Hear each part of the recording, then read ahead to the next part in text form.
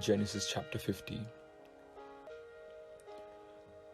Then Joseph threw himself on his father's face and wept over him and kissed him. Joseph commanded the physicians in his service to embalm his father.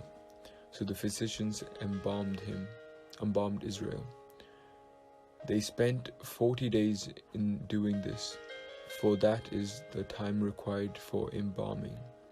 And the Egyptians wept for him 70 days. When the days of weeping for him were past, Joseph addressed the household of Pharaoh. If now I have found favor with you, please speak to Pharaoh as follows. My father made me swear an oath. He said, I am about to die. In the tomb that I hewn out for myself in the land of Canaan, there you shall bury me. Now, therefore, let me go up so that I may bury my father. Then I will return. Pharaoh answered, Go up and bury your father, as he made you swear to do. So Joseph went up to bury his father. With him went up all the servants of Pharaoh, the elders of the household, and all the elders of the land of Egypt, as well as all the household of Joseph, his brothers, and his father's household. Only their children, their flocks, and their herds were left in the land of Goshen. Both chariots and charioteers went up with him. It was a very great company. When they came to the threshing floor of Atad, which is beyond the Jordan, they held there a very great and sorrowful lamentation. He observed a time of mourning for his father 7 days. When the Canaanite inhabitants of the land saw the mourning on the threshing floor of Atad, they said, This is a grievous mourning on the part of the Egyptians. Therefore the place was named Abel Mizraim. It is beyond the Jordan. Thus his sons did for him as he had instructed them.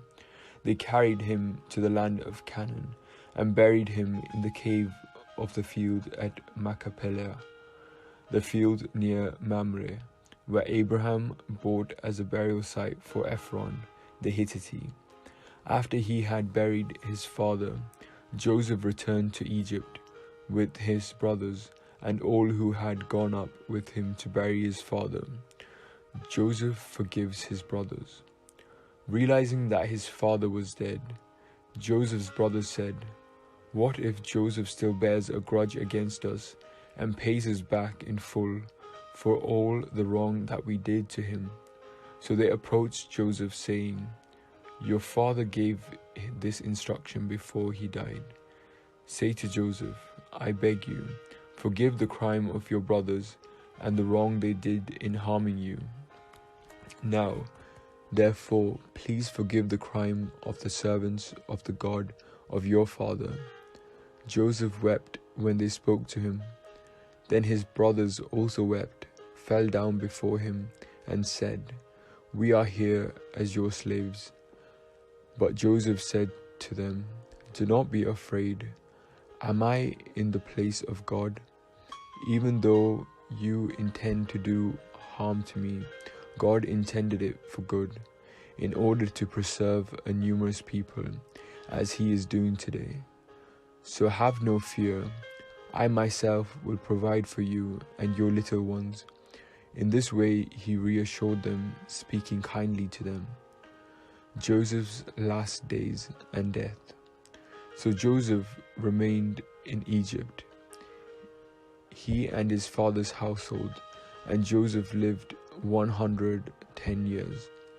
Joseph saw Ephraim's children of the third generation, the children of Machir's